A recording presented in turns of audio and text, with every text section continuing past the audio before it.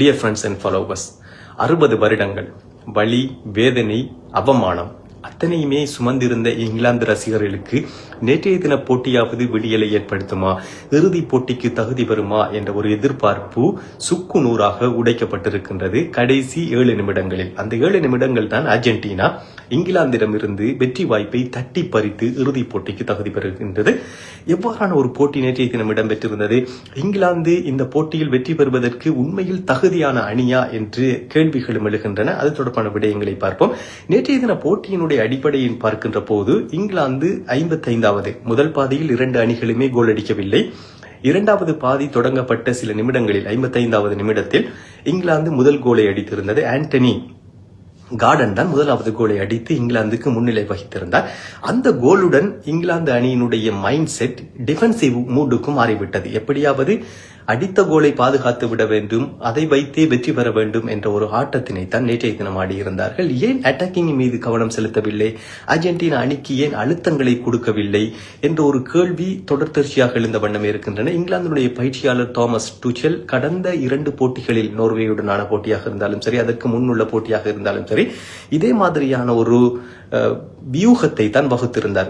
இறுதி நிமிடங்களில் டிஃபென்ஸை பலப்படுத்தி வெற்றி பெறுவது என்ற ஒரு வியூகத்தை தான் வகுத்திருந்தார். அதே வியூகத்தை தான் இந்த முறையும் செலுத்தி இருந்தார் அர்ஜென்டினாவின் மீது. ஆனால் அர்ஜென்டினா போன்ற பலம் வாய்ந்த நடப்பு சாம்பியன் மற்றும் திறமையான வீரர்களை கொண்டிருக்கின்ற ஒரு அணிக்கு எதிராக இவ்வாறான ஒரு முயற்சி தற்கொலைக்கு சமமானது என்ற ஒரு விடயத்தை நேற்றைய தினம் அணியினுடைய பயிற்சியாளராக இருந்தாலும் சரி, வீரர்களாக இருந்தாலும் சரி நிரூபணம் செய்திருக்கின்றார்கள். ரசிகர்களுக்கு ஏமாற்றத்தோடு இங்கிலாந்து ரசிகர்கள் இன்னும் 4 வருடங்கள் காத்திருக்க வேண்டிய ஒரு சூழ்நிலைகளுக்குள் இந்த நிலைமை தள்ளிவிட்டிருக்கின்றது என்று தான் நாம் சொல்ல வேண்டும்.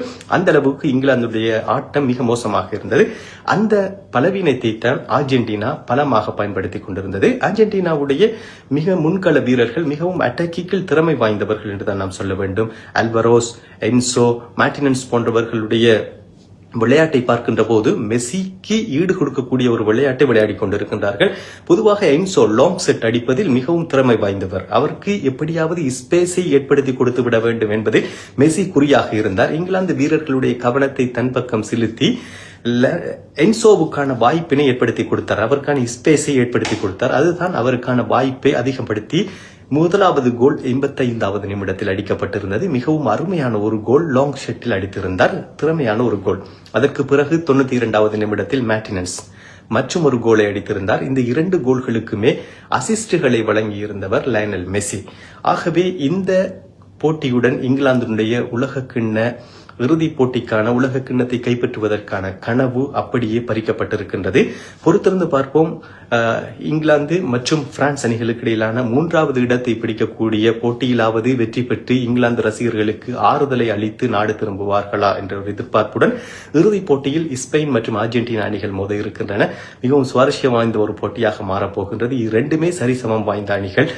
பலவீனம் என்ற அடிப்படையில் பார்க்கின்ற போது இரண்டுக்குமே எதையுமே ஒப்பிட முடியாத அளவுக்கு இறுதிப் போட்டி விறுவிறுப்பாக அமையும் என்பதில் எந்தவித ஐயமும் இல்லை. இறுதிப் போட்டி நிகழ்வுகளோடு தொடர் வீடியோக்களுக்கு பேஜை ஃபாலோ பண்ணுங்க நண்பர்களே. மீண்டும் ஒரு வீடியோவில் சந்திப்போம்.